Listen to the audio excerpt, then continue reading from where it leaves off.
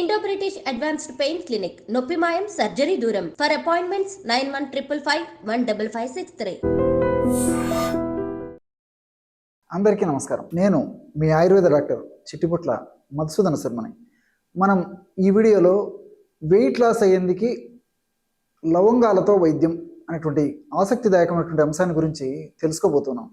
గత కొన్ని వీడియోల్లో కూడా అసలు బరువు ఎందుకు పెరుగుతారు, బరువు పెరగడానికి కారణాలేంటి, బరువు పెరగడం వల్ల ఎలాంటి లక్షణాలు కలుగుతాయి, భవిష్యత్తులో ఎలాంటి ఉపద్రవాలు కలుగుతాయి, మరి ఆ బరువును కంట్రోల్లో ఉంచుకునేందుకు, బరువును తగ్గించుకునేందుకు ఎలాంటి క్షేమదాయకమైనటువంటి గృహవైద్య చికిత్సా విధానాలు పాటించాలి, ఎటువంటి ఆహార విధి విధానాలు పాటించాలి మొదలైన వివరాలు తెలియజేయడం జరిగింది. ఈ వీడియోలో మరొక ఫార్ములాని ఈ వెయిట్ లాస్ అయ్యేందుకు మనం తెలుసుకోబోతున్నాం. ఈ రోజుల్లో అత్యంత సర్వసాధారణటువంటి మేజర్ సమస్యగా పరిణమించేటువంటి సమస్య ఈ యొక్క అధిక బరువు. దీనికి అనేక రకాలైన కారణాలు. మరి కొద్ది ప్రమాణంలో బరువు అధికంగా ఉన్నప్పుడు అంతగా పట్టించుకోరు, కానీ మరి బరువు క్రమంగా పెరిగే కొద్దీ అప్పుడు ఆరోగ్య స్పృహ అవగాహన పెరిగి అప్పుడు ప్రయత్నాలు మొదలుపెట్టేటువంటి పరిస్థితి చాలా మందిలో ఉంటూ ఉంటుంది. ఏది ఏమైనప్పటికీ మరి బరువును నియంత్రించుకోవడం, అధికంగా ఉన్నటువంటి బరువును తగ్గించుకోవడం చాలా చాలా ముఖ్యం. ఈ వెయిట్ లాస్ అయ్యేందుకు ఔషధాన్ని ఎలా తయారు చేసుకోవాలంటే లవంగాలు, దాల్చిన చెక్క, జీలకర్ర, మిరియాలు, ఈ 4 పదార్థాలను మనం సద్వినియోగం చేసుకోవడం వల్ల శరీరంలో, బాడీలో అధికంగా సంచితమైనటువంటి కొవ్వు కరిగేసి మనిషి నాజుకుతనాన్ని సంతరించుకుంటాడు. ఔషధం ఎలా తయారు చేసుకోవాలంటే లవంగాలను కాస్త వేయించేసేసి ఒక 15 గ్రాములు తీసుకోండి. అట్లే దాల్చిన చెక్క చిన్న చిన్న ముక్కలుగా చేసేసి ఒక 15 గ్రాములు, దాల్చిన చెక్క ముక్కలు ఒక 15 గ్రాములు తీసుకోండి. అదేవిధంగా జీలకర్రను శుభ్రం చేసేసి ఒక 15 గ్రాములు తీసుకొని ఆ జీలకర్రను కాస్త వేయించేసేయండి. అట్లే 4వ పదార్థంగా మిరియాలను కూడా ఒక 15 గ్రాములు తీసుకొని కాస్త వేయించేసేసి పెట్టుకోవాలన్నమాట. ఈ 4 పదార్థాలు అంటే ఒక్క దాల్చిన చెక్క మినహాయించి మిగిలిన 3 పదార్థాలను విడివిడిగా వేయించేసారనమాట.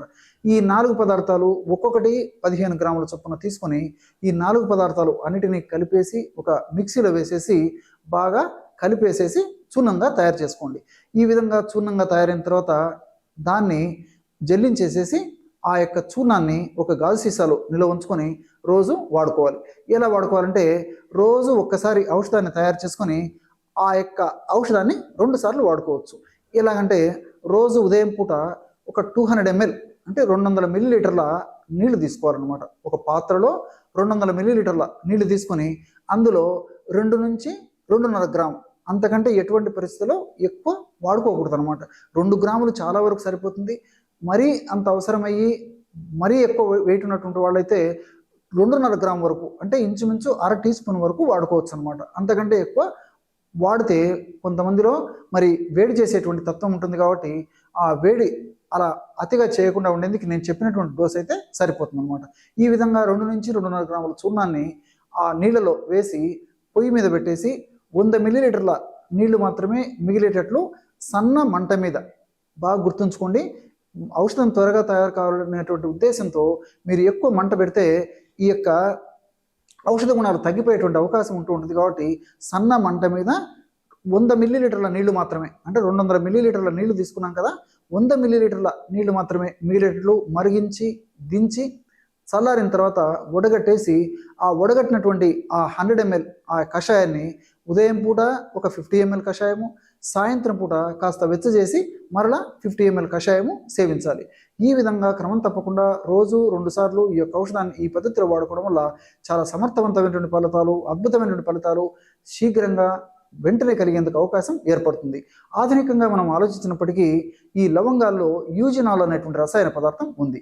యూజినాల్ అనేటువంటి రసాయన పదార్థం గుణం ఏంటంటే ఇన్ఫ్లమేషన్ ప్రక్రియను తగ్గిస్తుంది, అంటే యాంటీ ఇన్ఫ్లమేటరీ ఏజెంట్గా పనిచేస్తుంది. సర్వసాధారణంగా ఎప్పుడైతే కొవ్వు కణాల్లో కొవ్వు ఎక్కువగా సంచితమై చాలా కాలం నుంచి నిలువందో అప్పుడు ఆ కొవ్వు కణాల నుంచి ఇన్ఫ్లమేషన్ అనేటువంటి ప్రక్రియ జరుగుతూ ఉంటుంది అనమాట. అంటే వాపు అనేటువంటి ప్రక్రియ జరుగుతుంటుంది. ఈ ఇన్ఫ్లమేషన్ ప్రక్రియ వల్ల అనేక రకాలైనటువంటి రసాయన పదార్థాలు తయారైపోయి వాటి వల్ల అనేక రకాలైనటువంటి దుష్ప్రభావాలు శరీరం మీద కలుగుతూ ఉంటాయి అన్నమాట. మరి ఈ యూజినాల్ అనేటువంటి రసాయన పదార్థం ఉన్నటువంటి లవంగాలను వాడుకోవడం వల్ల ఇన్ఫ్లమేషన్ ప్రాసెస్ని తగ్గించడమే కాకుండా, కొవ్వును తగ్గించడమే కాకుండా, ఇన్ఫ్లమేషన్ వల్ల ఉత్పత్తి అయ్యేటువంటి రసాయన పదార్థాలను కూడా నిర్వీర్యం చేసేటువంటి పరిస్థితి ఈ లవంగాల్లో ఉన్నటువంటి యూజినాల్ వల్ల కలుగుతుంది. అట్లే దాల్చిన చెక్కలో సినమాల్డిహైడ్ అనేటువంటి రసాయన పదార్థం ఉంది. ఈ సినమాల్డిహైడ్ అనేటువంటి రసాయన పదార్థం మెటబాలిజం అంటే జీవక్రియను చైతన్యవంతం చేసి, వేగవంతం చేసి, స్పీడ్గా జీవక్రియలని జరిగేట్లు చేస్తుంది.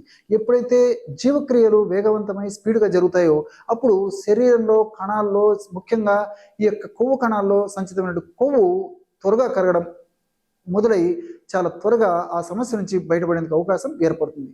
అదేవిధంగా జీలకర్రలో కూడా థైమోక్వినాన్ అనేటువంటి రసాయన పదార్థం ఉంది. ఈ థైమోక్వినాన్ అనేటువంటి రసాయన పదార్థం కూడా జీవక్రియను వేగవంతం చేసి ఆ కొవ్వు కరిగేందుకు ఉపయోగపడుతుంది. అట్లే మిరియాల్లో పెప్పరిన్ అనేటువంటి రసాయన పదార్థం ఉంది. అంతేకాకుండా మిరియాలు ఉన్నటువంటి ఈ రసాయన పదార్థాల గుణం ఏంటంటే మన దేహంలో ముఖ్యంగా జీర్ణ వ్యవస్థకు సంబంధించి ఆకలి ఎక్కువగా కాకుండా తగ్గించేటువంటి పరిస్థితి మిరియాలు ఉన్నటువంటి కొన్ని రసాయన పదార్థాలలో కలుగుతుంది. అంటే మనకి గ్రిలిన్ అనేటువంటి హార్మోన్ ఉత్పత్తి అవుతూ ఉంటుంది అనమాట. ఈ హార్మోన్ ఉత్పత్తి ఎక్కువ అయ్యే కొద్దీ ఆకలి ఎక్కువగా అవుతుంటుంది. ఈ మిరియాలు ఉన్నటువంటి పెప్పరిన్ లాంటి రసాయన పదార్థాలు గ్రిలిన్ అనేటువంటి ఆకలిని కలుగజేసేటువంటి హార్మోన్ను ఎక్కువగా ఉత్పత్తి కాకుండా, ఎక్కువగా విడుదల కాకుండా చేస్తుంది. కాబట్టి ఆకలి మనకు తగ్గిపోతుంది. ఎప్పుడైతే ఆకలి తగ్గుతుందో అప్పుడు మనం ఆహార పదార్థాలను తినడం తగ్గిస్తాం. ఎప్పుడైతే ఆహార పదార్థాలను తినడం తగ్గించి పోషకాహార పదార్థాలు అంటే జంక్ ఫుడ్ ఇలాంటివి కాకుండా పోషకభరితమైనటువంటి ఆహారాన్ని తీసుకుంటాము, అప్పుడు మనకి శరీరానికి సద్వినియోగం పడడమే కాకుండా మరి ఫ్యాట్ కింద కూడా కన్వర్ట్ కాకుండా ఉంటుందన్నమాట. ఇతర దుష్పరిణామాలు కూడా ఉండవు. అంతేకాకుండా పెప్పరిన్ అనేటువంటి రసాయన పదార్థం ఈ ఇన్ఫ్లమేషన్ ప్రక్రియను కూడా నిరోధించడం వల్ల ఇన్ఫ్లమేషన్ ప్రాసెస్లో ఉత్పత్తి అయిన రసాయన పదార్థాల ఉత్పత్తిని కూడా నిర్వీర్యం చేసేటువంటి పరిస్థితి ఈ పెప్పరిన్ వల్ల కలుగుతుంది. అంతేకాకుండా ప్రత్యక్షంగా పరోక్షంగా మిరియాలు ఉన్నటువంటి వివిధ రకాలైనటువంటి రసాయన పదార్థాలు ఈ కొవ్వు కరిగేందుకు కూడా దోహదపడతాయి. మరి ఈ 4 పదార్థాలు కలిపి మనం ఔషధంగా తయారు చేసుకుని సద్వినియోగం చేసుకుంటున్నాం. కాబట్టి అనేక రకాలైనటువంటి సైడ్ బెనిఫిట్స్ ఉంటాయి, ఎలాంటి సైడ్ ఎఫెక్ట్స్ ఉండవు, క్షేమదాయకంగా వాడుకోవచ్చు. ఔషధాలన్నీ కూడా మనకు తెలిసినట్టువే, అందరూ వాడుకోవచ్చు.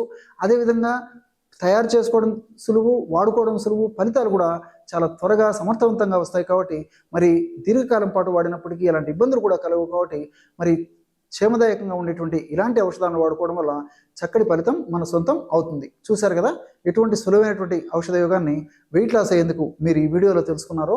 మరొక వీడియోలో మరొక అంశంతో మళ్ళీ కలుద్దాం. అంతవరకు నమస్కారం. మీ చిట్టిపట్ల.